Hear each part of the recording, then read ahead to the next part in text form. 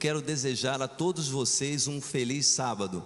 Para aqueles que não me conhecem, meu nome é Marcelo Sena, sou ancião desta igreja e juntos nós vamos estudar a Bíblia.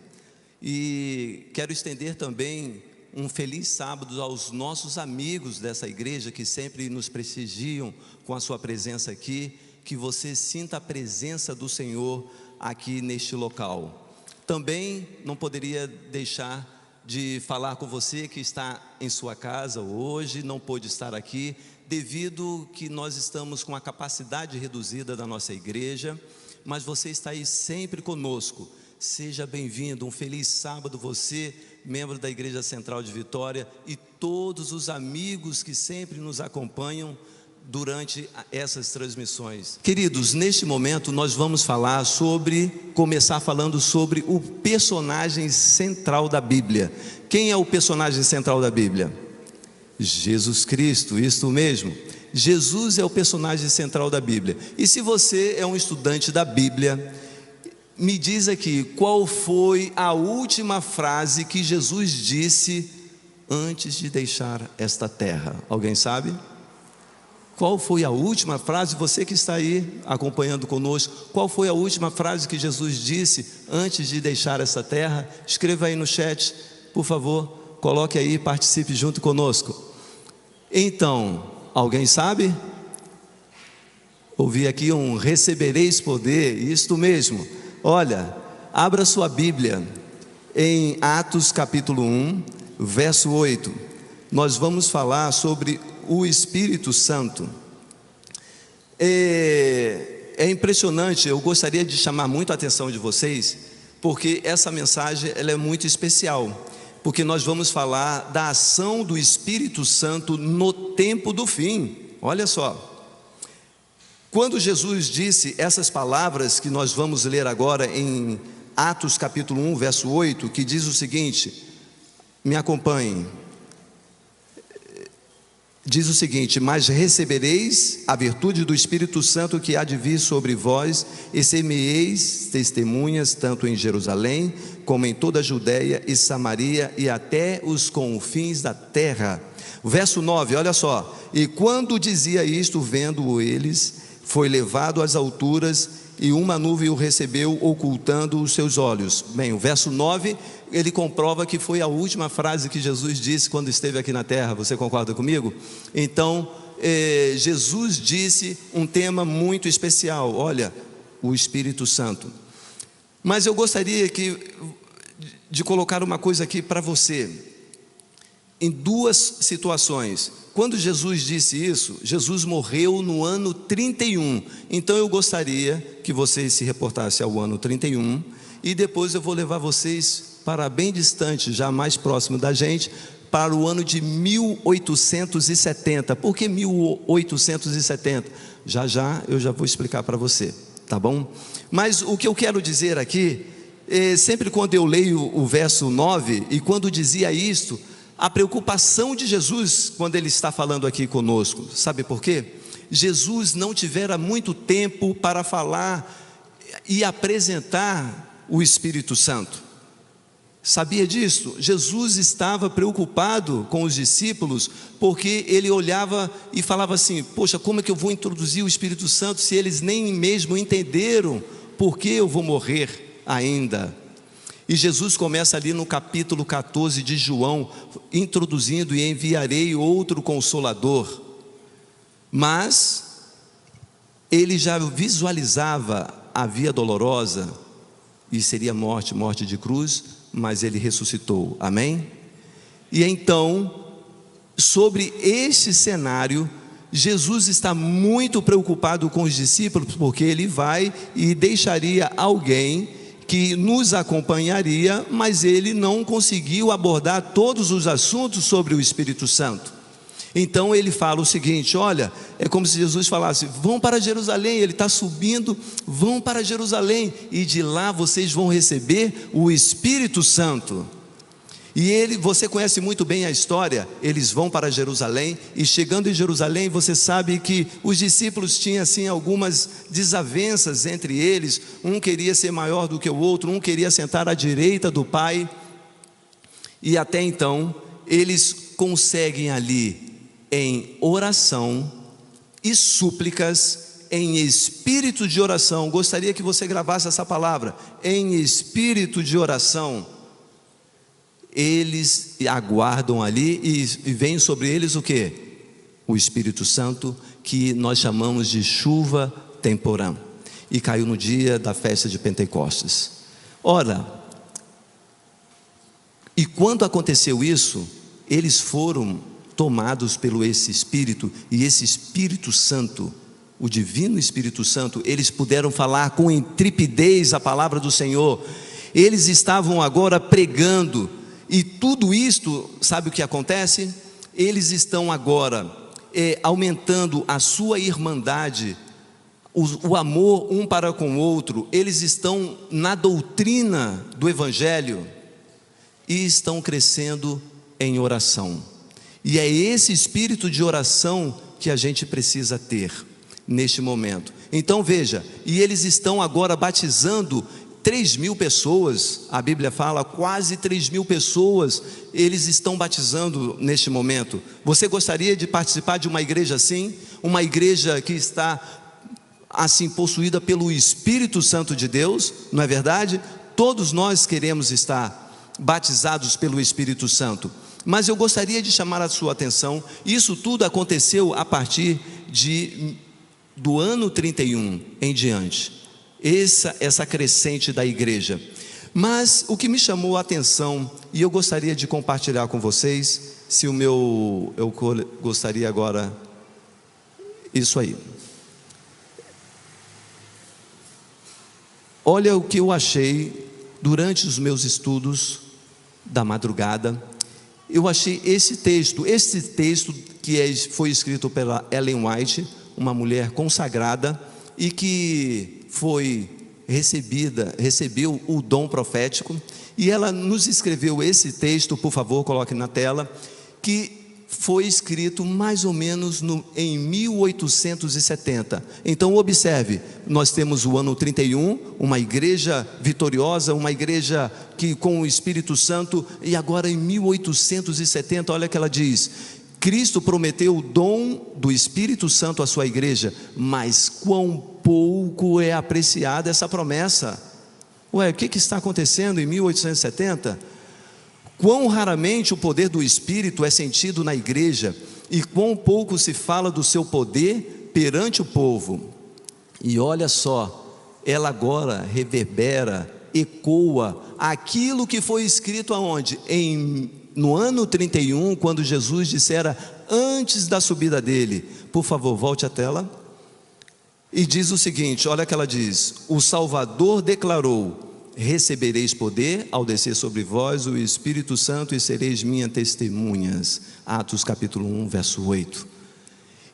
De um lado, do ano 31, nós temos uma igreja vitoriosa, uma igreja que está crescendo na irmandade, no poder do amor e no espírito de oração e nas súplicas. E por outro lado, nós temos uma igreja em 1870 que não se fala mais do Espírito Santo. E isso me intrigou muito. E por que essa diferença? Olha, é fácil saber, porque a irmã White, ela já tem delineado na sua cabeça muito bem a escatologia da profecia. Por favor, próximo slide. O Espírito Santo no tempo do fim. Sabe o que acontece? Por que eu coloquei essa imagem da estátua de Nabucodonosor, que está escrito em Daniel capítulo 2? Ora, nós como adventistas do sétimo dia, sempre quando a gente olha para essa estátua, nós lembramos do quê? Do tempo do fim. E é muito fácil, agora neste momento, que nós estamos no ano 2020, a gente perdeu o foco das coisas. A gente facilmente perde o foco. E se nós não olharmos para essa estátua que está ali, essa estátua, ela representa as eras, vocês sabem muito bem. E me dê uma licença rapidamente para aqueles irmãos, amigos nossos que estão nos visitando, e também você que nos acompanha, amigo desta igreja. Essa estátua que está ali, ela está em Daniel capítulo 2, e ela tem vários metais, ela tem repartida por metais, e esses metais representam reinos que dominaram o mundo, começando pela cabeça de ouro, que significa Babilônia, e também os braços e o peitoral de prata, significando a Médio-Pérsia, o quadril de bronze, significando Grécia, e as pernas de ferro, significando a Roma, nos seus dois estágios, Roma papal e a Roma imperial. E depois os pés de barro e ferro, esse poder foi perdendo e não se uniria mais, e os dedos da estátua, significando 10 reinos que hoje nós conhecemos como Europa. E aí você pergunta, mas como que você conhece isso? Nós não podemos dar todas as declarações aqui, e se você quiser fazer um estudo bíblico conosco, tá bom? Você pode entrar em contato com esse WhatsApp que vai aparecer na sua tela agora, e nós temos uma equipe, nós temos classes bíblicas aqui para poder oferecer para você. E os que estão aqui presentes, nossos amigos, podem procurar a mim ou o pastor também, para que você possa fazer um curso bíblico. Queridos, essa estátua, ela representa o tempo do fim. E como que representa o tempo do fim? Devido à profecia de 2.260 anos, que começa em 538 e termina em 1798, agora você vai entender por que da preocupação da Ellen White.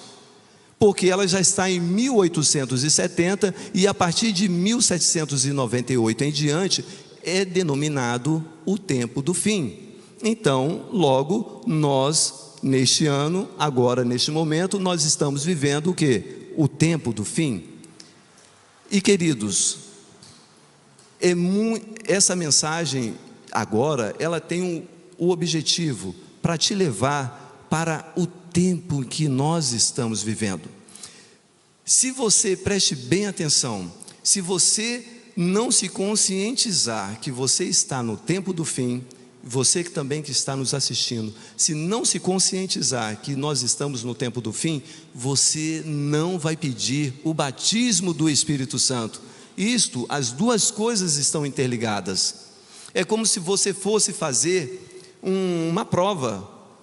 Vejo aqui, muitas pessoas aqui fizeram provas, concursos públicos, e se você tem um concurso que você sabe que é daqui a um ano, você vai deixar para estudar quando faltar 3 meses? Não, você vai começar quando? Hoje você vai começar o estudo da palavra, ou o estudo para o concurso, para que quando você estiver naquele dia do concurso, você seja aprovado. E aqui também não é diferente. Nós precisamos estar atentos. Mas Marcelo, você até agora falou o óbvio. Sim, queridos, o óbvio é aqui que nós fracassamos, sempre no óbvio. E para aqueles que fazem concurso público ou outros concursos, você sabe, no teste, se você errar aquela pergunta que todo mundo vai acertar, que é a pergunta óbvia, você está fora, você sabe disso. Então, queridos, nós não podemos errar. E por isso que a Ellen White, neste momento, ela está preocupada, porque ela está dentro do tempo do fim e não está vendo a igreja acontecendo nada, muito pelo contrário, está apático, ninguém se fala mais sobre o Espírito Santo. Mas eu gostaria de colocar para vocês 4 verdades sobre o Espírito Santo. 4 verdades que nós precisamos saber sobre o Espírito Santo. O Espírito Santo tomará o lugar de Jesus conosco. O Espírito Santo, por favor, deixa na tela. O Espírito Santo trará a presença de Jesus em nós. O Espírito Santo ensinará as verdades de Jesus para nós. O Espírito Santo falará o testemunho de Jesus através de nós. Você gostaria que o Espírito Santo falasse através de você?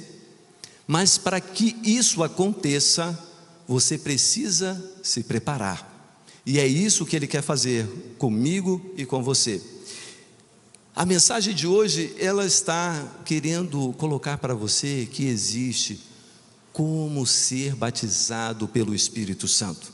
Existe um método, existe um caminho delineado, não por mim, Marcelo Sena, mas pela própria Bíblia.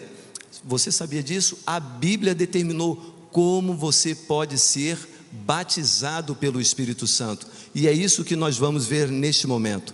O segundo slide diz o seguinte: a visão escatológica da Ellen White. Deixa aí, por favor, esse slide para o pessoal também da transmissão que está nos ouvindo agora. Olha, a irmã White, ela tem delineado na sua cabeça, muito bem definido, 3 fases, que é o tempo de juízo investigativo, o grande tempo de angústia e o milênio. E aí eu pergunto para vocês, vamos aqui, nós estamos no milênio? Não. Nós estamos no tempo, no grande tempo de angústia? Não, nós não estamos ainda. Aonde é que nós estamos neste momento? No tempo do juízo investigativo, que está realçado em amarelo. É neste tempo que o Espírito Santo está trabalhando e você precisa estar atento a essa situação. Pode voltar para mim. Então, olha só, o tempo do juízo investigativo é um tempo muito especial, porque é o momento em que Jesus está analisando, Ele está apurando e usando de bom senso, e Ele vai nos falar o seguinte: vinde bendito do meu Pai. Muitas pessoas têm medo do juízo investigativo, mas eu gostaria de dizer para você que está aqui, e para você também dessa transmissão, que está nos acompanhando, olha, não tenha medo dessa palavra juízo investigativo. Eu já vi muitas pessoas falando: será que o meu nome está passando no juízo investigativo? Eu queria dizer para você, se eu soubesse, e ninguém aqui vai saber, se eu soubesse que o meu nome estivesse passando no juízo investigativo, eu ia levantar a mão para o céu e falar: glórias a Deus nas alturas. Sabe por quê? Irmãos, é porque o seu passaporte está sendo assinado para o céu, mas só que nós não vamos saber isso neste momento. Por que eu digo isto? Que o passaporte está sendo assinado para o céu, no juízo investigativo. Porque, veja bem, quando nós estudamos o santuário nos remete à seguinte situação: todos nós aqui estamos perdidos, isso é fato. Isaías 53, verso 6, que diz: todos nós andávamos desgarrados como ovelhas, e cada um desviava-se pelo seu próprio caminho. Então todos nós estávamos desgarrados. Então o santuário nos explica o seguinte: olha, quando eu estou em pecado, eu levava um cordeiro, e esse cordeiro era imolado, eu colocava a mão sobre esse cordeiro, e esse cordeiro, eu transferia os pecados simbolicamente para esse cordeiro, e ele era aceito pelos sacerdotes, espargia o sangue, você sabe muito bem. E aí o que acontecia? Isso acontecia todos os dias, e no dia da festa da expiação, que acontecia uma vez por ano, o santuário seria purificado. Isso quer dizer o quê? Isso quer dizer, imagina, 2 pessoas, são dois pecadores, uma levou o cordeiro e foi sacrificado, ele pediu perdão e foi aceito. E o outro falou assim: eu não vou levar cordeiro, e não levou. Eu pergunto para a igreja: quem é que vai ser salvo? O que levou o cordeiro ou o que não levou? É o que levou o cordeiro que vai ser salvo. Então, o que o juízo investigativo ele quer dizer para nós nesse momento? Ele quer que você e eu nos acheguemos agora aos átrios de Jesus e rasgar o coração no juízo investigativo. Esse é o momento para que você possa falar assim: Senhor, eu errei, eu pequei, mas eu estou arrependido, me batiza com o Espírito Santo do Senhor. Esse é o momento para você fazer isto. E quando nós fazemos isto, Deus olha para nós e fala: Pai, eu morri por este, eu vou conceder-lhe a salvação. Então, queridos, nós não precisamos ter medo do juízo investigativo, mas o Espírito Santo está trabalhando. Quem é que fez você mudar de rota?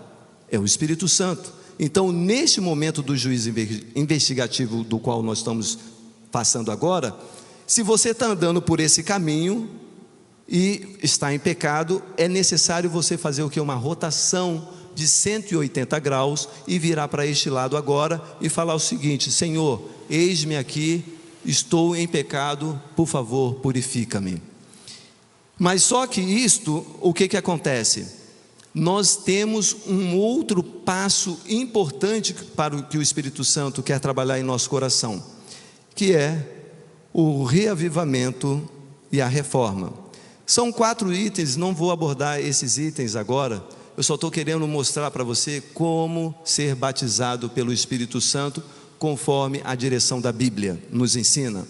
E ali esses assuntos estão relacionados todos com o Espírito Santo, que é o reavivamento e a reforma, a chuva serôdia, o alto clamor e a sacudidura. Todos nós estamos falando sobre o que? A chuva serôdia. Mas para chegar à chuva serôdia, você precisa ser reavivado. E como fazer o reavivamento? Olha, reavivar, o nome já está falando, é porque é algo que está morto. Então, esse morto é no sentido espiritual. Então, é uma renovação espiritual que nós precisamos passar neste momento. E com essa renovação espiritual, acontece automaticamente a reforma. E queridos, não tente inverter essas situações. Se você tentar buscar uma reforma, o que é reforma? É uma reorganização da sua vida. Quando você faz um reavivamento, a renovação espiritual, isso vai modificar o seu alimentar, vai modificar as suas vestes, o seu comportamento, as coisas que você lê, as coisas que você está assistindo. Tudo isto, o Espírito Santo está trabalhando com você, para você poder receber a chuva serôdia. Reavivamento e reforma tem que ser obrigatoriamente ministrado pelo Espírito Santo. Amém? Não tem como você fazer isto. E é agora que entra algo muito especial. Como que nós podemos fazer isso? Olha o outro texto que eu achei sobre esse assunto. Diz aqui o seguinte, pode voltar. Mais um, aí. Olha esse texto sobre reavivamento e reforma. Diz o seguinte: é chegado o tempo. Que tempo que é? O tempo do fim. Lembra? Nós estamos no tempo do fim. É chegado o tempo para se realizar uma reforma completa. Quando esta reforma começar, o espírito de oração, só um pouquinho, uma pausa. Como que estavam os discípulos lá no ano 31, quando receberam o batismo do Espírito Santo? Eles voltaram para Jerusalém, eles ficaram batendo papo um com o outro? O que diz lá no verso 14? Que eles estavam em espírito de oração e súplicas. E lembra quando eu falei que eles tinham algumas desavenças entre eles, um queria ser maior do que o outro, sentar à direita do Pai, aquele negócio todo. E olha o texto, por favor, joga na tela. O texto diz o seguinte: em espírito de atuação, atuará em cada crente e banirá, por favor, banirá da igreja o espírito de discórdia. Serviço Cristão, página 38.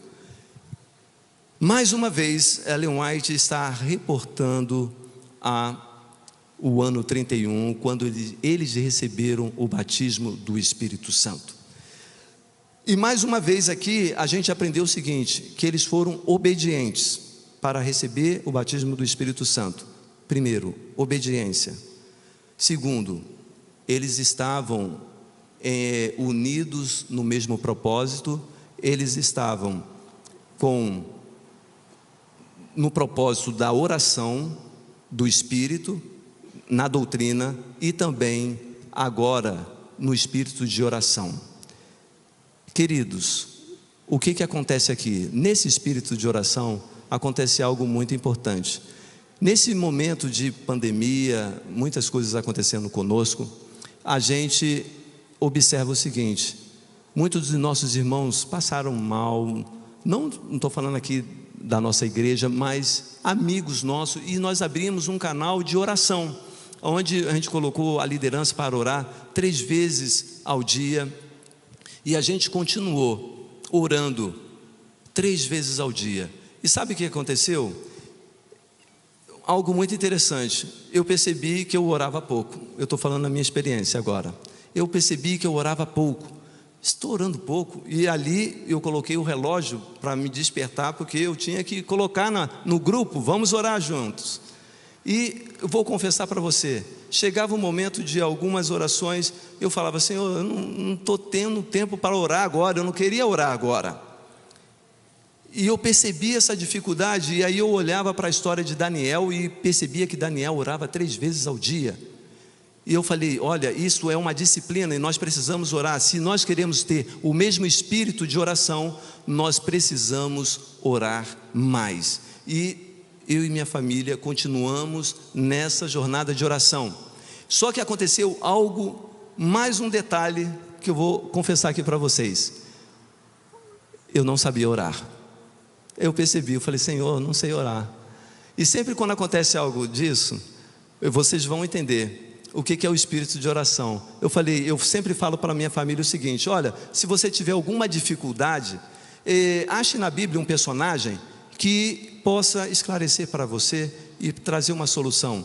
E o Senhor, e eu fiz isso, é o que eu falo para eles, eu fiz. E eu busquei na Bíblia. Eu gostaria de finalizar com esse texto em Lucas capítulo 11. Por favor, Lucas capítulo 11.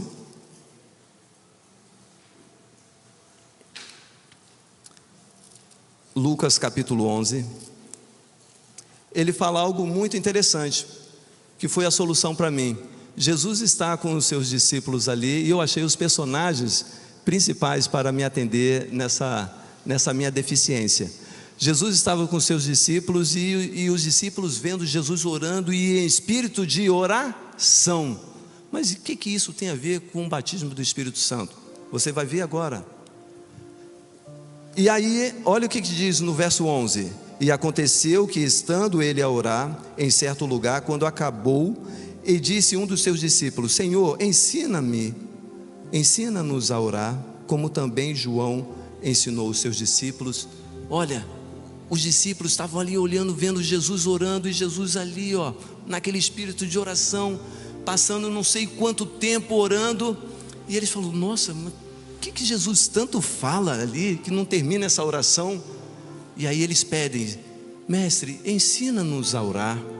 E Jesus ensina aqueles discípulos a orar. E o interessante é que ele ensina o Pai Nosso. Você já percebeu isso? Eu falei: ué, Senhor, mas o que isso tem a ver com o batismo do Espírito Santo? E o Pai Nosso, analisando o Pai Nosso, vocês já perceberam que o Pai Nosso tem 7 petições. São 3 versículos com 7 petições.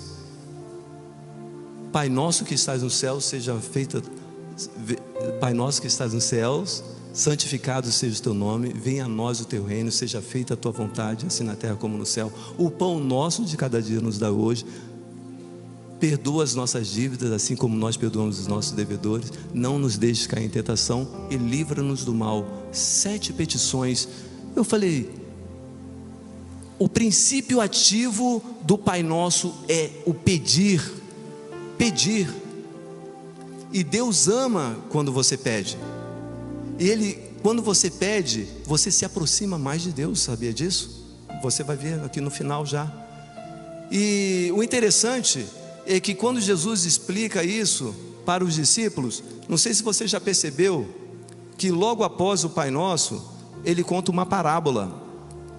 E o nome dessa parábola que está aqui na minha Bíblia, ela tem como título Perseverança na Oração. E ele conta uma parábola muito meio estranha, que um amigo recebe uma pessoa recebe um amigo à meia-noite. Ele chega num horário meio estranho na sua casa, e para piorar a situação, sabe o que acontece? Essa pessoa não tem pão, não tem alimento, não tem nada. E ele sai agora à rua para buscar alguém, um auxílio para pegar um pão. E ele chega e bate nessa porta de um vizinho, e bate. E o vizinho fala: olha só, é meia-noite, vai embora. Eu já estou aqui dormindo com os meus filhos e eu não tenho como te atender. Ele falou assim: dá-me pão, eu preciso de pão. E ele falou: olha, vai embora, eu não consigo atender você agora nesse momento. Ele falou assim: eu não posso voltar porque eu tenho visita lá em casa e eu preciso dar de comer para essas pessoas. E sabe o que acontece, irmãos? Ele fica insistentemente. Olha o que diz o verso. Você conhece essa história? Olha o que disse o verso 7. E se ele respondendo de dentro disser: não me importunes, já a porta está fechada, os meus filhos estão comigo na cama, não posso levantar-me para tos dar. O verso 8: digo-vos que, ainda que não se levante para dar-lhes, por ser seu amigo, levantar-se-á todavia por causa da sua importunação, ele dará tudo o que houver mister. Você sabe o que é importunar? Importunar é molestar com pedidos insistentes e enfadonhos. Foi isso que ele fez. Ele deve ter ficado lá: blim blom, você vai me dar pão. Ele: não vou te dar, eu vou. E ele ficou lá: ó, eu quero pão, eu quero pão, eu quero pão. Isso me faz lembrar, sabe o que? A luta de Jacó, lá no vale de Jaboque, lembra? Eu só saio daqui quando tu o quê? Me abençoares. A insistência da oração. Não basta só orar: Senhor, eu quero o Espírito Santo. Não, aqui essa parábola, ela está dizendo da intensidade dessa oração. Se você quiser ser batizado, meu amigo, pelo Espírito Santo, não basta só você ajoelhar e pedir: ó Senhor, eu quero o Espírito Santo. Não, você tem que suplicar, tem que pedir, tem que insistir. E você viu o que ele falou?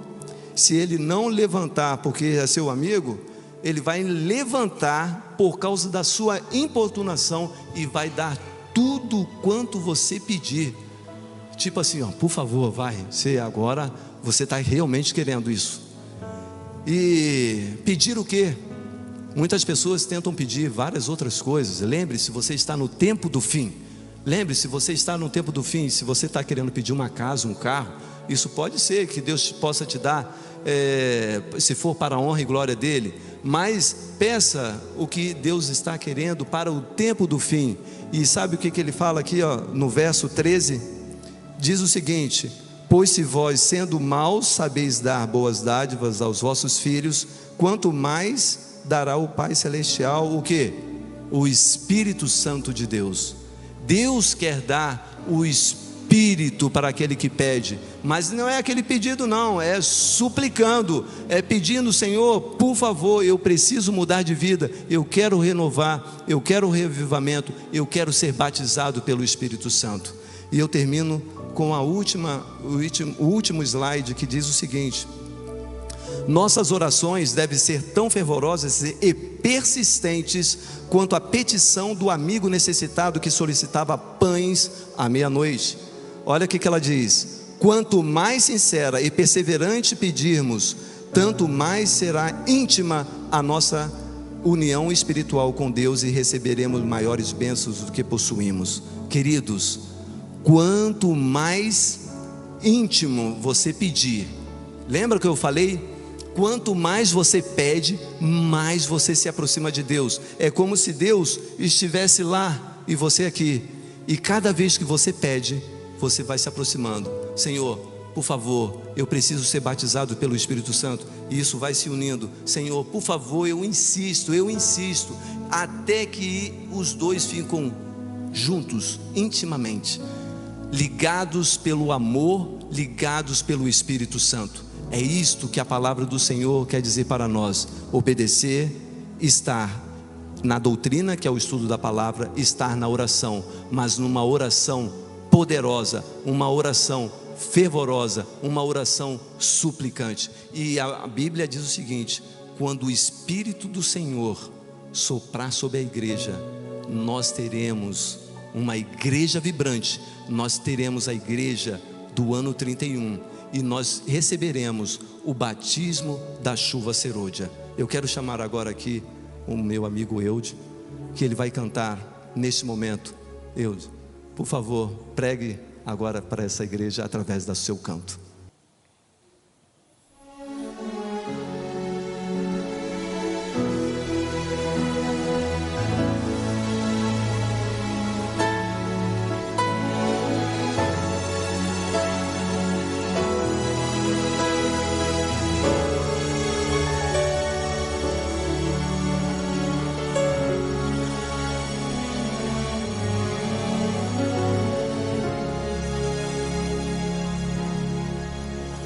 Quando o vento do Espírito soprar, uma chama viva vai aparecer. Nossos filhos e filhas irão profetizar. Os nossos velhos sonharão e a igreja mudará. Quando a comunhão for a arma principal e a rotina desses nossos dias sair do seu normal, descerá sobre nós o fogo do Espírito. Viveremos o Evangelho e Jesus Cristo vai voltar. Por que será que ainda não aconteceu? Que razão não temos fogo a queimar? Pecados escondidos, uma fé adormecida, mandamentos que insistimos em quebrar.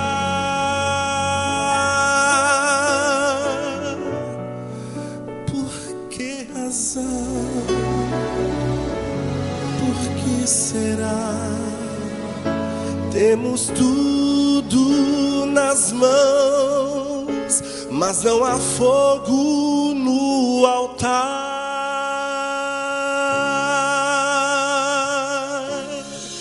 Mas quando o vento do Espírito soprar, uma chama viva vai aparecer. Nossos filhos e filhas irão profetizar. Nossos velhos sonharão e a igreja mudará. Quando a comunhão for a arma principal,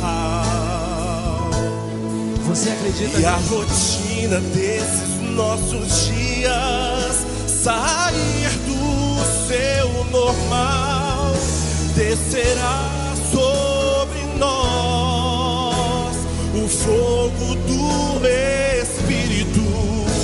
Viveremos o Evangelho e Jesus Cristo vai voltar. Viveremos o Evangelho e Jesus Cristo vai voltar. Se você acredita nisso, fique em pé. Se você quer ser batizado pelo Espírito Santo, fique em pé. Amém. Santo, Santo, Deus amorável Pai que estás nos céus, muito obrigado, Senhor Deus, porque o Teu Santo Espírito está sobre nós. Nós queremos, Senhor Deus, tenho certeza que cada um aqui quer ser batizado pelo Teu Santo Espírito, e que nós possamos, Senhor Deus, cada família ter consciência, porque uma igreja forte é porque tenha uma família forte, abençoada por Ti, porque a igreja é o reflexo da família. Por favor, Senhor, abençoe as nossas famílias. E queremos viver contigo por toda a eternidade. Mas, Senhor, sabemos que temos um desafio à frente. Precisamos da chuva cerúlea, porque queremos proclamar a terceira mensagem angélica. Fique com cada um aqui e abençoa-nos como igreja, em nome do Senhor Jesus Cristo. Amém. Amém.